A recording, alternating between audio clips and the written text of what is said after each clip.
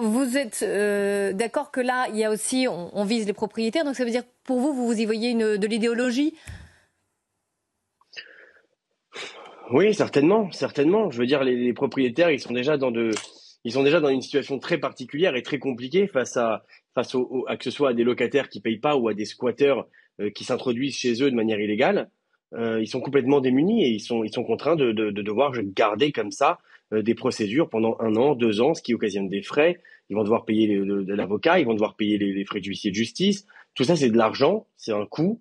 Et donc, c'est des situations qui sont extrêmement complexes. Et finalement, bah, on va préférer, c'est ça que je trouve un peu particulier, c'est qu'on va finalement préférer euh, euh, mettre dans l'embarras ses propriétaires.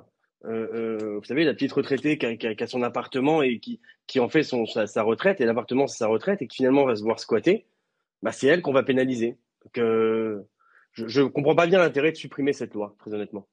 Et on sait combien de personnes ça concerne, en fait, à peu près en France? Combien il y a de propriétaires qui ont des procédures en cours pour faire expulser leurs squatteurs?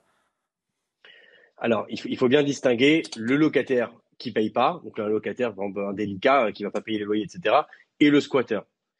Sur des cas de squat, je pense qu'on est à plusieurs centaines de milliers de cas en France.